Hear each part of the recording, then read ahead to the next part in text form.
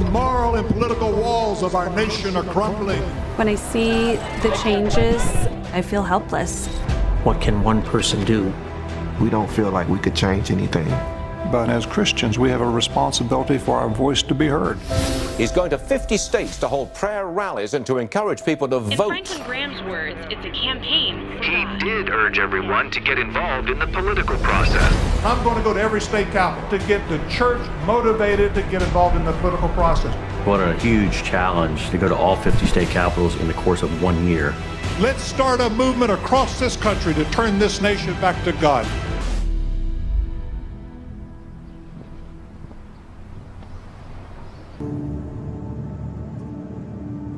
America's in trouble. I've watched our country just digress morally. Christians are being marginalized. As I was reflecting on my life, I'm 63 this year, be 64 in a few months. I just look at the country and realize that my grandchildren are not going to have the same opportunities that I had. There's not a political party that's going to be able to turn this thing around. The only way this country can be turned around is by God. My dad had this idea to go to every state capital and stand on the steps and do a prayer rally and to encourage men and women in this country to not be ashamed of their faith. Greta, our nation is in trouble, it's in a mess. And starting in January 5th, I'm going to be going to all the capitals, state capitals, holding prayer meetings on the steps of the Capitol. And we start in Des Moines, Iowa. The first Decision America tour stop was right before the Iowa caucus. It sounded good on paper, but will it work? Fear is, will anyone show up? The morning of the event, Franklin called me and he said, "Lawrence, what do you think?" And I'm like, wow, Franklin, given the weather and this first event in the middle of a workday, if we have 350, I think I'll be ecstatic. I pulled up 3 hours early. The wind was blowing. There's snow on the ground, it's 23 degrees outside. I know I had the jitters. I'm sure Franklin had the jitters. I'm always nervous before I get up to speak. It doesn't matter. I'm always nervous. When we drove up on the bus, and I remember looking out the window and thinking, well, hope somebody shows up.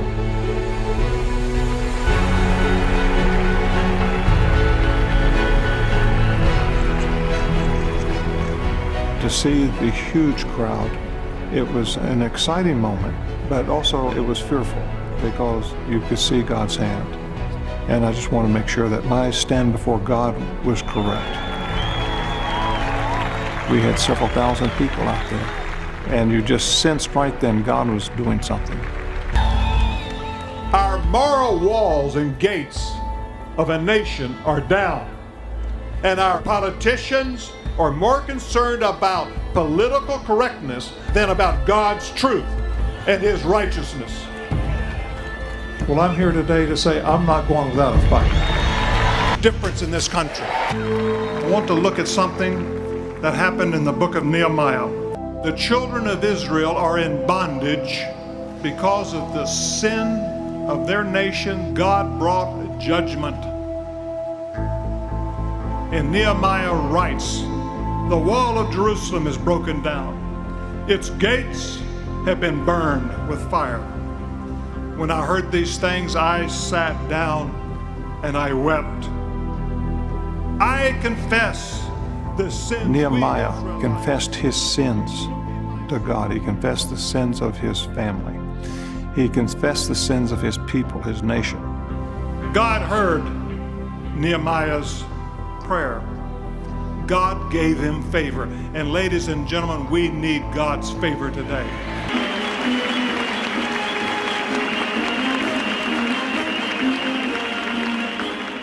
As we look out on modern America today, we must admit there is a vacuum of the soul. People have asked me, what would your father do? I think if my father were my age today, he'd be doing exactly the same thing.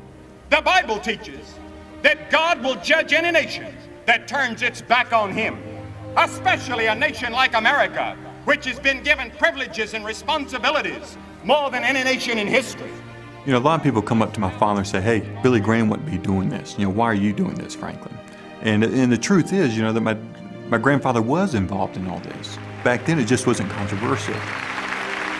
America is too young to die. I do not believe that we as Americans and Christians should withdraw. We need men and women of integrity and Christian commitment who will run for political office this coming year. My father spoke out a number of times throughout the years, encouraging Christian participation, encouraging Christians to run for office, encouraging Christians to vote, saying it is their responsibility.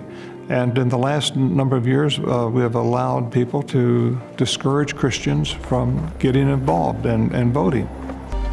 A lot of states, protesters can come right up to you within, 5 feet of you, and if they choose to shout you down, that's their freedom of speech. Right here! Right now! There was a little tension in the atmosphere because there were some people here that was trying to be antagonistic. Stop speaking wickedness! And so, of course, there was some spiritual tension going on. There's nothing wrong with me. We're fine and beautiful just the way we are. In my opinion, Franklin Graham is a false prophet. We should welcome opposition. Now, that's a hard thing to do. I mean, it's easy to say, but it's a hard thing to do. Jesus said, if they hate you, they hated me first. So it shouldn't surprise us. Anytime you have a crowd of people, I can guarantee you, there's going to be somebody in that crowd that doesn't know Jesus Christ. And so every time we stand up, or every time I'm there at the microphone, I'm going to give the gospel.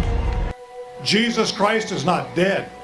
He's alive. He's right here in your capital today, and he'll change your life. He'll forgive you. He'll cleanse you. He'll set you free from the power of sin in your life if you're willing to invite him into your heart. And if you've never done that, I want you to just simply pray this prayer with me right now, wherever you are. Dear God, I'm a sinner. I'm sorry for my sins. I'm sorry for my sins. Franklin asked, "Are you sure you've been saved?" I realized maybe I wasn't sure. I just got this feeling that I needed to repent. What stuck out the most was you needed to make a decision. For once in my life, I actually fully believe that God was real. I'm free. Free. This tour comes at a time when several state legislatures have passed controversial religious freedom laws. Ban on gay marriage was overturned in a fight. Why one school faces a stiff penalty over prayer. After a court told the state of Oklahoma to remove a monument to the Ten Commandments. The question is, how much will Christian values play into this election? We're on the verge, as Christians, of losing this nation. And the question people have is, Franklin, what can I do? Well, at this next election, vote. Okay? Vote. Vote for candidates that stand for biblical truth and biblical principles and who are willing to live them. The mayor's races, you know how important the mayor races are? We need Christian men and women running for mayors. How about city council? We need people to run for city council. County commissioner, school boards. Could you imagine if the majority of the school boards across this state were controlled by evangelical Christians? It would be huge. We need to get Christians engaged. 20 to 30 million Christians did not vote in the last election. Christians did stay home when they could have done something. My father said in 1976, he said, one reason we've had such bad political leaders is because in some places it's only the bad ones that offer themselves, sadly to say, for office. There are many places where Christian men and women could get the vote if they only offer themselves. The thing that really impacted my life is when he asked us to make a pledge. I'd like to have you sign a pledge because this is serious business. We're fighting for our country. Number one, I pledge to honor God at home. I pledge to honor God in public, to pray fervently and faithfully for the United States of America. Can you sign that? I pledge to honor God with my vote. And he came to the fifth one. He said, I pledge to engage in my community with God's truth and prayerfully consider to run for office myself. Can you sign that?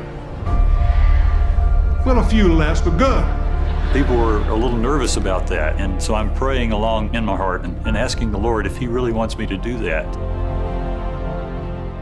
I felt like He was tugging at my heart, telling me that, excuse me, that I needed to get involved and that I needed to consider running for the school board. I was really comfortable in my own little niche. Running for office wasn't even a part of my thinking. We're not just to take our light and hide it under a bushel. We're to set it up so for the whole world to see it. Franklin came today with the torch, lit us on fire, and said, okay, now let's go and let's burn for our city. What impacted me the most was to not stand idly by. I need to be part of the solution. The message was clear. Get involved. Go home and vote and get others to vote. Run for office. Let's take this nation back.